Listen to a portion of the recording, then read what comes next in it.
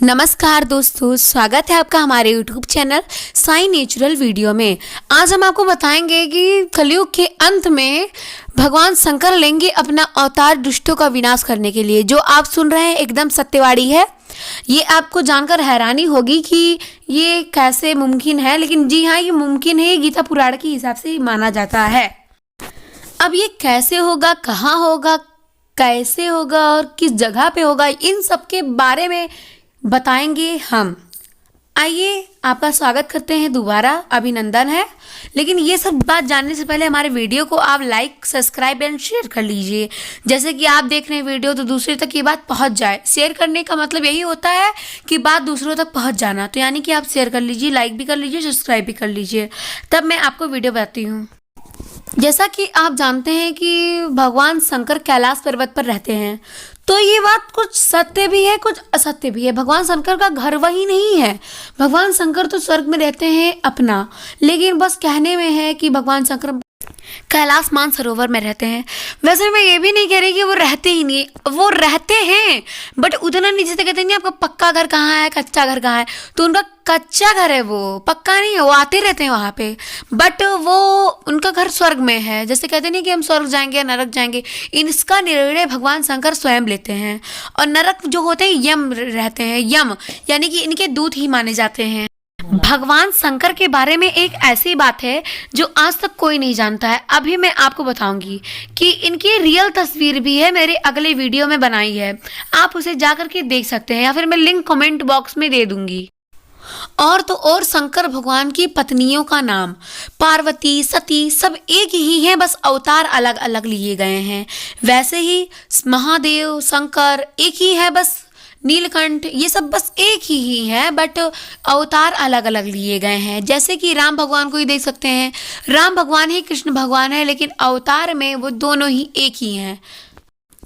और एक विशेष बातें कि भगवान कब पैदा होंगे ये तो पता है कि कलयुग के अंत में, लेकिन कैसे, कब, कहाँ ये नहीं पता है, क्योंकि ये तो भगवान की मर्जी है। तो भगवान ही जानते कि कैसे, कब, कहाँ पैदा होंगे, वो तो भगवान ने ही लिख रखा है। लेकिन एक इम्पॉर्टेंट बात है जो आपको जानना चाहिए कि शंकर भगवान के दो बच्चे भी थे, गणेश, कार्तिकेय। तो एक बार भगवान शंकर और माता पार्वती दोनों, उन दोनों की परीक्षा लेना चाहिए। तो एक सेब था उनके पास, पुत्र दो थे।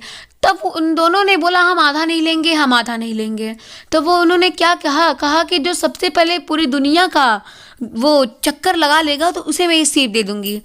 और कार्तिकेय जी अपने मोर को उठाए और चल दिए, और वो पूरे पृथ्वी के चक्कर लगाए 2 बार। और जो गणेश भगवान थे वो अपने माता पिता के ओर चक्कर लगाए 2 बार। उनका जल्दी हो गया, वो आए और ले गए। तो जब कार्तिकेय जी आए और बोले कि ये क्या आपने उन्हों क्यों दे दिया, आप तो बोल के दुनिया का चक्कर लगाने के लिए, और मैंने इतना मेहनत करके पूरी दुनिया का चक्कर लगाया, लेकिन मुझे कोई फल ही नहीं मिला माते। तो माता मुस्कुराते हुए बोली, पुत्र देखो, मैंने दुनिया के चक्कर लगाने को बोला था, लेकिन मैंने यही नहीं कहा कि अपनी ही वाणी को ले लो। मैंने बोला था कि दुनिया की चक्कर लगाओ, और दुनिया कौन है, माता पिता ही होते हैं। तो गणेश ने हम दोनों की पूरी चक्कर लगाई है, और भी 2 बार। तो इसलिए वो पहले आया और वो ले गया। अगर तुम भी यही काम किए होते तो तुम भी ले जाते, इसमें कोई शक नहीं था। वहीं शंकर भगवान ने अपनी शक्ति से एक और सेब लाया, कहा पुत्र मैं तो तुम्हारा बस सब यही देख रहा था, मैं तो सब जानता हूँ कि लोग कैसे हैं, कहाँ हैं, मैं ही तो सबको बनाता हूँ। फिर भी अगर लोग कहें कि मेरा चित्र चाहिए, ये चाहिए, वो चाहिए, या फिर तपस्या करें, तो मैं उन्हें दर्शन दे दूंगा, लेकिन मैं ही सबको बनाता हूँ। तो ये तो मैं जानता हूँ कि कौन क्या करे, कहता है, क्या है, ये मैं जानता हूँ पुत्र। और मैं सिर्फ तुम्हारी परीक्षा ले रहा था कि तुम कैसे हो। लेकिन अब कोई बात नहीं, अच्छे हो। मैंने दुनिया का बोला था, लेकिन तुमने तो पूरी पृथ्वी का ही घूम दिया। और पृथ्वी कौन है, माता पिता ही होते हैं, ये तुम्हें पता होना चाहिए। आज से जान लो कि पृथ्वी, दुनिया, जो भी है, विश्व, दुनिया, पृथ्वी, सब तुम्हारे माता पिता हैं। और शंकर भगवान ने भी बोला कि अगर कोई इंसान मरने वाला हो या फिर उसकी तबीयत बहुत स्थिति दयनीय हो, तो वो एक श्लोक का वर्णन करे, कम से कम 100 बार करे। अगर उसे जपे तो उसका मृत्यु मतलब हट जाएगा। तो वो मंत्र कुछ इस प्रकार से है, ॐ त्र्यम्बकं यजामहे सुगन्धिं पुष्टिवर्धनम्